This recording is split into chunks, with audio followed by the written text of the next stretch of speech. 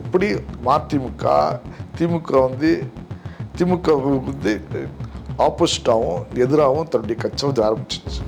அது எங்கே வந்து மிஸ்டேக் பண்ணிட்டா திமுகவுடைய இது வச்சு சேலஞ்ச் வச்சு அங்கே தான் வந்து மதிமுக பெரிய வந்து சரிவை உண்டு பண்ணிடுச்சு. இப்போ சிவி சண்முகம் அந்த ஊரில் ஒரு தனியாக ஒரு குழு பிரியுதுன்னு வச்சுக்கிறோம். இப்போ அவங்க வந்து இபிஎஸ் எதிர்ப்பு இல்லை அப்படின்ற மாதிரி போவாங்களா, இல்லை திமுக எதிர்ப்பு? திமுக எதிர்ப்பு தான் போவாங்க. அப்போ வந்து மக்களுடைய பிரச்சனையே திமுக முழுமையாக வந்து அடுக்கலை. தூய்மை பணியாளர்கள் வந்து உண்ணாவிரதம் இருக்கிறாங்க, கூலி பார்த்துட்டு இருக்காரு, வருத்தத்தில் ராஜா, இப்போ பிடிஆர், இந்த மாதிரி ஆளுக்கு எல்லாருமே வருத்தம். தோல்வியில் இருக்கும்போது எல்லாருமே தோல்வியில கிடையாது, கட்சி மேல வந்து அதிருப்தி. சார் இப்படி பண்ணியிருந்திருக்கலாம் ஒரு அதிருப்தி இருக்கா. இதெல்லாம் வந்து கொஞ்ச நாள்ல வந்து இதை ஒன்னா சேரும்போது அது வந்து பிளவு வந்து போயிடும். தவிர்க்க முடியாது, சொக்குநூறுல தவிர்க்க முடியாது, பிளவு வந்து தவிர்க்க முடியாது. என்னன்னு நீங்க எனக்கு சொல்ல வேண்டாம். திராவிடம் தேவையா தேவையில்லையா வந்து குழப்பாதீங்க சார். திராவிடம் அது அந்த மாடல் இந்த மாடல் எதுவுமே தேவையில்லைங்க. எங்களுடைய வாழ்வாதார பிரச்சனைக்கு தீர்வு சொல்லுங்க.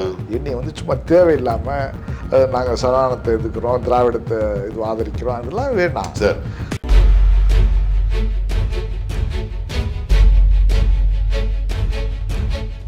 நேயர்களுக்கு வணக்கம். இன்று நம்மோடு இணைந்திருப்பவர் பத்திரிகையாளர் புதுமடம் ஜாஃபர் அவர்களை வரவேற்போம். வணக்கம். வணக்கம் சார். இப்போ சசிகலாமா நேற்று பேசும்போது கூட என்ன சொல்றாங்கன்னா, திமுக எதிர்ப்பு அப்படின்றது தான் ஒற்றை நோக்கமா சொல்றாங்க. அது எம்ஜிஆர் காலத்துல இருந்து இல்ல சார், அது அப்படியே தொடங்கி வருதுன்னு வச்சுக்கோங்க.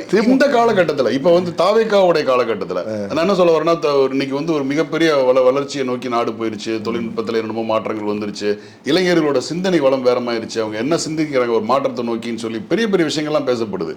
இந்த காலகட்டத்துல சசிகலா அம்மையார் சொல்லக்கூடிய திமுக எதிர்ப்பு அப்படின்ற ஒண்ணு சொல்லி இந்த கட்சியை ஓட்ட வைக்க முடியுமா? அது வந்து சரியா இருக்குமா? அதான் சரியா இருக்கும். திமுக வந்து இதுலதான் எதிர்ப்பலையில தான் அந்த கட்சி இது அப்ப உருவாக்கப்பட்டது. அடிப்படை தான். இப்போ வரைக்கும் வந்து சிவி சண்முகம் வந்து அது ஒரு தீய சக்தின்னு தானே சொல்லிட்டு இருக்காரு. அந்த அந்த பாயிண்ட்ல தான் நீங்க சிந்திக்கணும். இப்போ வந்து வைகோ வந்து திமுக தீய சக்தின்னு சொல்றதுக்கு கூடுதலா ஒரு கட்சி தாவேகா வந்துருச்சு. இல்ல நீங்க வந்து பாஜகவுக்கும் திமுக தீய சக்தி, அதிமுகவோட எல்லா துண்டுகளுக்குமே வந்து திமுக தான் தீய சக்தி. சரிங்களா? எல்லாருக்குமே வந்து தீய சக்தியா வந்து திமுக ஆயிடுச்சு. நான் என்ன சொல்றேன்னா, ஒரு அலுவலகத்துல 2 திறன்பட செயல்படக்கூடிய அலுவலகர் இருக்காங்க, 2 ஆபீசர்ஸ் இருக்கிறாங்கன்னு வச்சுங்களேன். ஒரு ஆஃபீஸர் வந்து அதில் சரியா அந்த அவங்களுக்கு கொடுக்கப்பட்ட பணிகளை சரியா செய்யலைன்னா இன்னொரு ஆஃபீஸர் என்ன பண்ணுவார், அவர் பண்ணாத நான் பண்ணுவேன்னு வந்து நிற்கணும். அப்போ திராவிடம்ன்ற ஒரு கான்செப்ட் ஒன்று இருக்கு. இங்கே வந்து மாநில சுயாட்சியா இருக்கட்டும், ஆதிக்க இந்திய எதிர்ப்பா இருக்கட்டும், வட ஆதிக்க எதிர்ப்பா இருக்கட்டும், தமிழ்நாட்டோட வளர்ச்சி, சமூக நீதின்ற ஒரு விஷயம், இதுதான் அவங்களோட அஜெண்டா. எம்ஜிஆருக்கும் அதுதான், திமுகவுக்கும் அதுதான், ஜெயலலிதாவுக்கும் அதுதான், ஸ்டாலினுக்கும் அதுதான், எல்லாருக்குமே அதுதான் அவங்க வந்து கோட்பாடாக இருக்கும்போது அந்த கொள்கையை நோக்கிய பயணத்தில் வந்து திமுக சரியா பண்ணலை, நாங்க அந்த இடத்துல பண்ணுவோம். நாங்க வந்து சமூக நீதி, அண்ணா கண்டெடுத்த சமூக நீதி இயக்கத்தை அதிமுக தான் உண்மையான சரியான திராவிட மூமெண்ட், நாங்க தான் அதை அச்சீவ் பண்ணுவோம் அப்படின்னு சொல்லி போனா தானே இன்னைக்கு தொண்டர்கள், இன்னைக்கு சிந்திக்கக்கூடிய இளைஞர்கள் வந்து அவங்க அதிமுக வந்து மறுபடியும் வந்து ஒரு அப்லிஃப்டிங் பண்ணுவாங்க. மறுபடியும் உட்காந்துக்கிட்டு திமுக எதிர்ப்பான்னா மாற்றத்தை நோக்கி இளைஞர்கள் சிந்திக்க மாட்டாங்களா? இல்லை சார், திமுக தொண்டர்களை, அதிமுக தொண்டர்களை வச்சு தான் நம்ம இருக்கு பேசுறோம். அதிமுகவுடைய நிர்வாகிகளும் சரி, அதிமுக தொண்டர்களும் சரி, திமுக வந்து எதிர்ப்பில் வந்து இருந்தால் தான் அவரால் கட்சிகளை வந்து எதிர்ப்பு போடும், கொற்றப்பு போடும். பொதுமக்கள் இது போடுறவன், ஓட்டு போடுறவன் அப்பப்போ சூழ்நிலைக்கு ஏற்ற மாதிரி இதை சேஞ்ச் ஆகிறான். நீங்கள் சொல்கிற தீய சக்தி வந்து பொதுமக்களுக்கு இல்லை, அதிமுகக்காரருக்கு, கட்சிக்காரருக்கு, நிர்வாகிகளுக்கு தான். இந்த அடிப்படையில் பார்க்கும்போது அவன் வந்து அந்த அந்த அந்த ஸ்டாண்டை வந்து விட்டான்னு வச்சுக்கோங்க, இதாகி ஃபெயிலியர் ஆகி. எப்படி திமுக வந்து ஆப்போசிட்டாகவும் எதிராகவும் தன்னுடைய கட்சி வந்து ஆரம்பிச்சிச்சு. அது எங்கே வந்து மிஸ்டேக் பண்ணிட்டா திமுகவுடைய இது வச்சு சேலஞ்ச் வச்சு அங்கே தான் வந்து மதிமுக பெரிய வந்து சரிவை உண்டு பண்ணிடுச்சு. இப்போ வரைக்கும் அதனால திமுக எதிர்ப்புல சரியான நிலைப்பாட்டில் கரெக்டாக இருந்திருந்தாருன்னா அவர் வேற ஒரு தளத்துக்கு வந்து செஞ்சிருப்பாரு. நீங்க உங்களுடைய சரி, இப்போ இதே கணக்குல வந்து நாளைக்கு வந்து இப்போ சிவி சண்முகம் அந்த ஊர்ல ஒரு தனியா ஒரு குழு பிரியுதுன்னு வச்சுக்கிறோம். இப்போ அவங்க வந்து இபிஎஸ் எதிர்ப்பு இல்லை அப்படின்ற மாதிரி போவாங்களா இல்லை திமுக எதிர்ப்பு? திமுக எதிர்ப்பு தான் போவாங்க. அப்போ எந்த திமுக தமிழ்நாட்டில் எந்த கட்சிகள் வந்து ஆட்சிக்கு வரணும்னாலும் திமுக எதிர்ப்பு சொல்லி வரணுமா சார்? திமுக மேல ஒரு பெரிய வந்து இது இருக்கு, அதிருப்தி இருக்கு.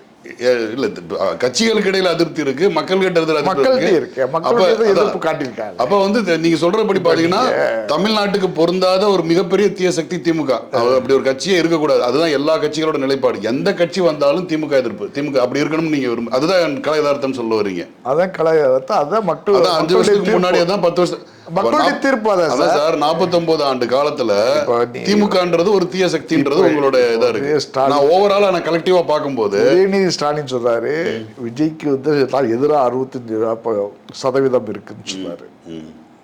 ஆனால் வந்து ஸ்டாலின் வந்து இது பண்ணார்ல, ஆட்சி பண்ணார்ல 5 வருஷம் கடைதாச்சு. அப்போ இந்த மாதிரி ஒரு பெர்சன்டேஜ் தான் வந்து இருந்துச்சு.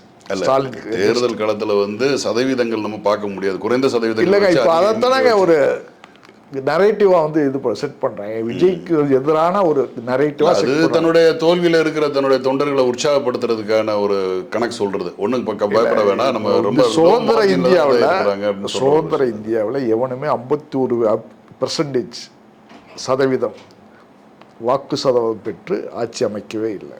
அதே சமயத்தில் திமுக வந்து இப்போ கூட்டணி இல்லாமல் இது வரைக்கும் தேர்தலை வந்து சந்திச்சது கிடையாது. 25 கூட்டணி 30 கூட்டணி இந்த மாதிரி ஒரு பெரிய கூட்டணியோட தான் அது வந்து கட்சிகள் எலெக்ஷனை வந்து சந்திக்குது.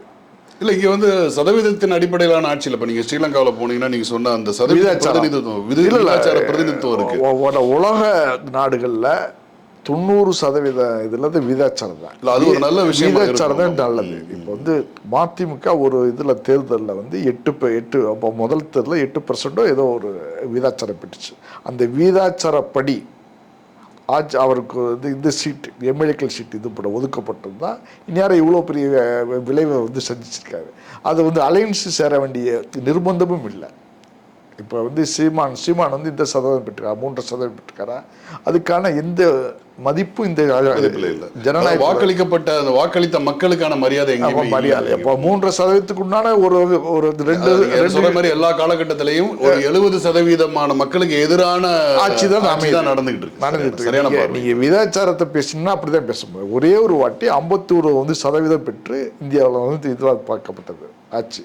இந்திரா காந்தி எப்போ வந்து சுட்டுக் கொல்லப்பட்டாங்க 84. அதுக்கு வந்து அடுத்த வந்து தேர்தலில் இந்திரா காங்கிரஸ் வந்து 51 வந்து விழுக்காடு பெற்றுச்சு இந்தியா ஃபுல்லா.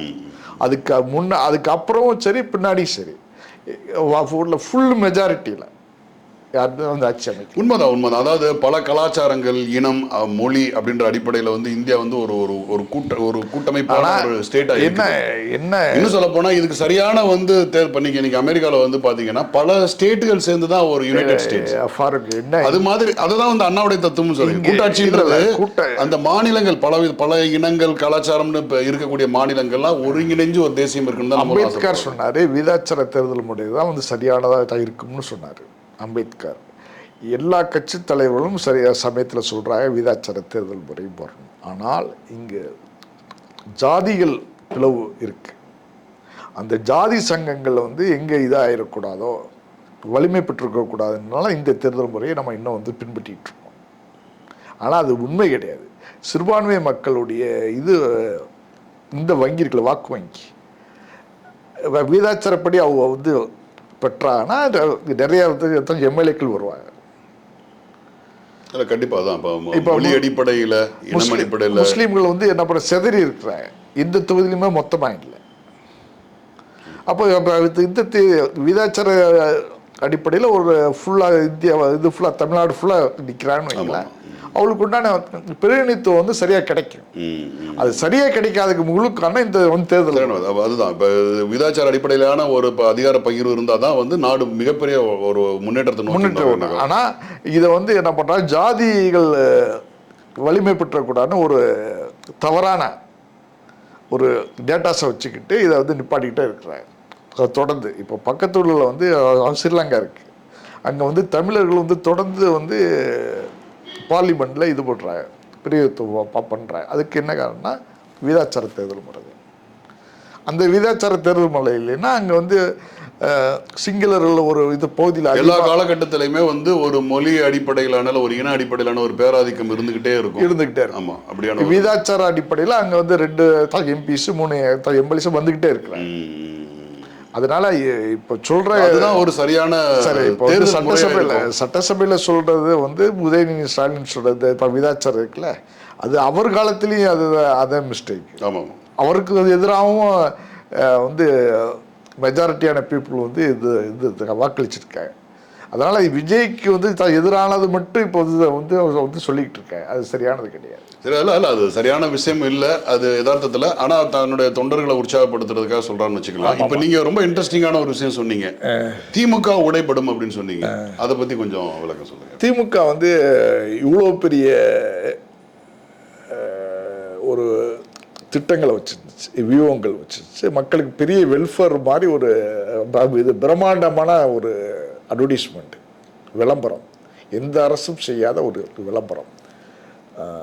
அடுத்தது வந்து சிஎம் வந்து ஸ்டாலின்னு சொல்லி எல்லாரையும் வந்து இதோ வச்சுச்சு, மனசுலையும் பதிய வைக்கப்பட்டது. இந்தியா தமிழ்நாடு ஃபுல்லாக எல்லாருமே வந்து அடுத்த சிஎம் வந்து ஸ்டாலின் தான் வந்து சொன்னாங்க.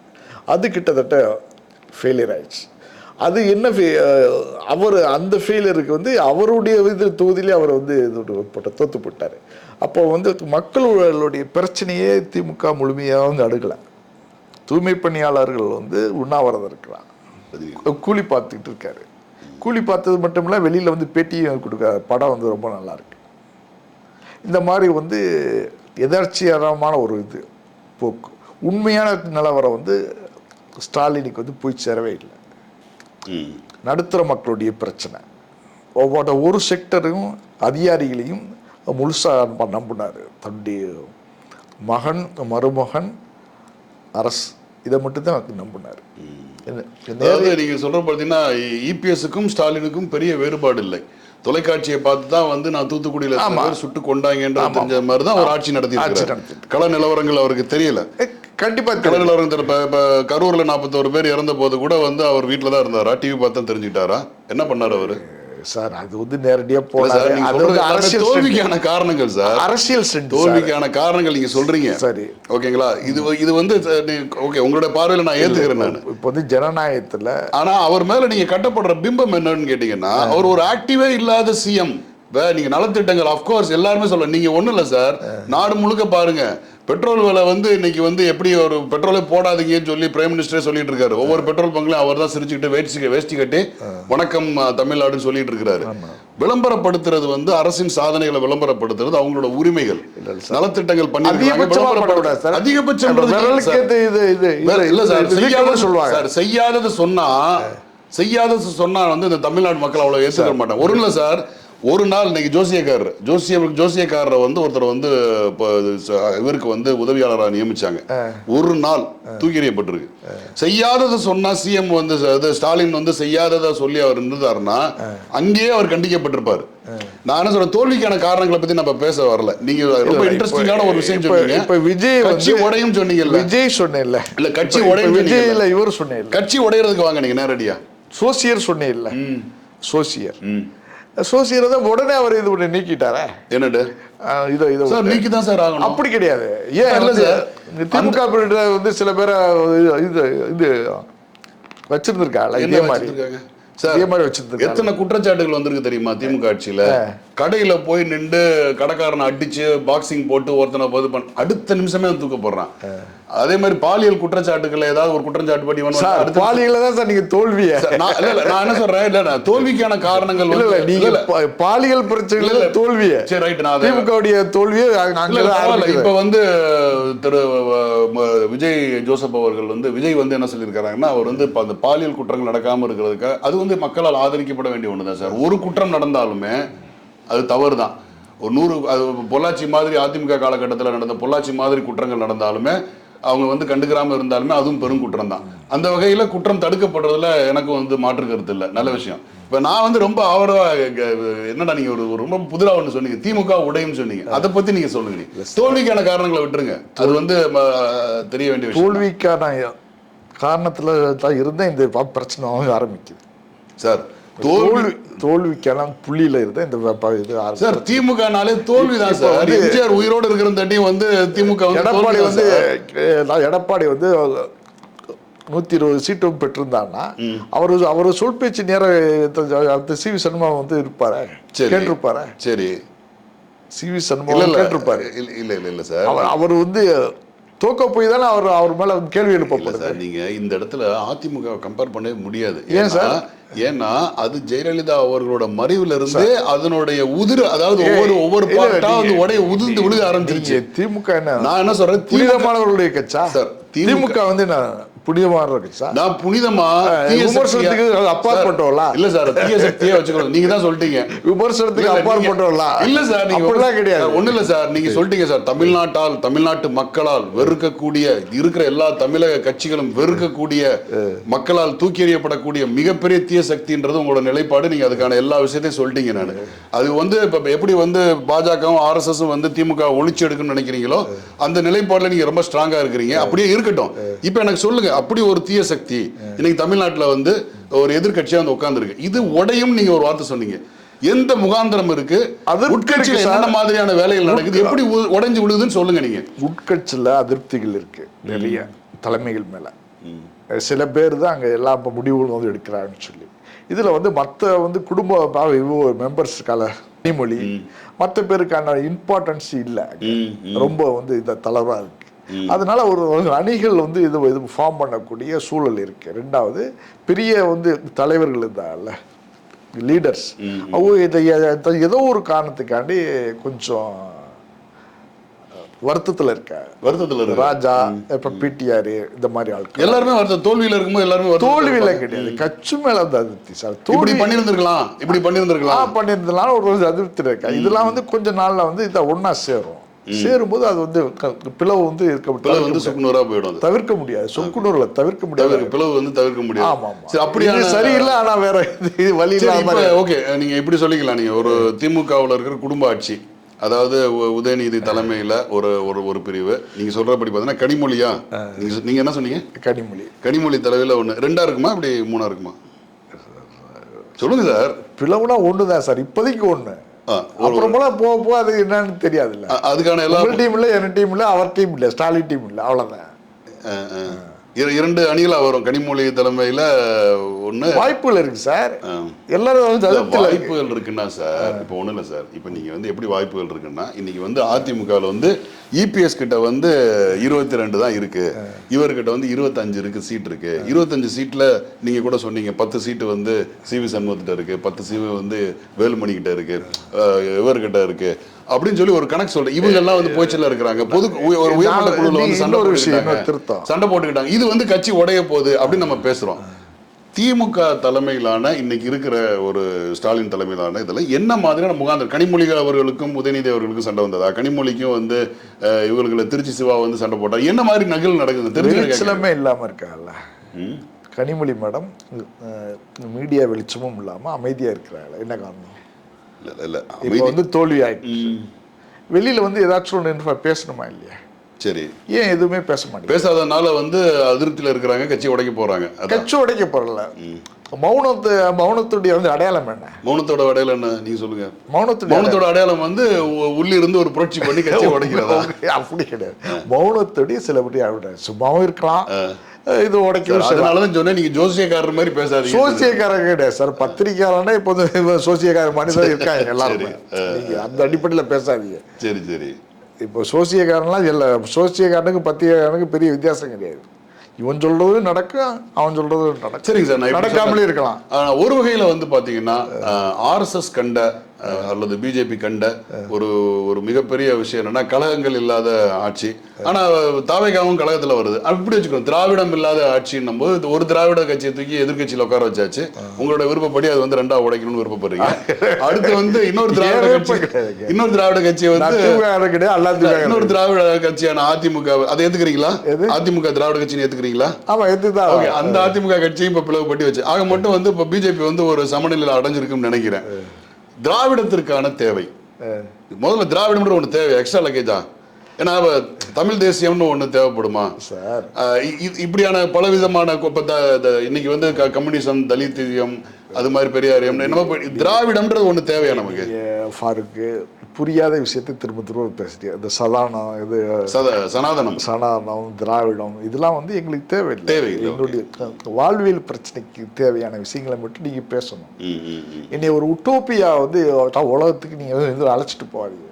திராவிட மாடல் அது இருக்கும், இது இருக்கும், சுருக்கமா இருக்கும், ஹெலிகாப்டர்லாம் எல்லாரும் சொந்தமா ஒரு வந்து ஹெலிகாப்டர் வச்சிருப்பாங்க, அப்படிலாம் நீங்க சொல்லாதீங்க.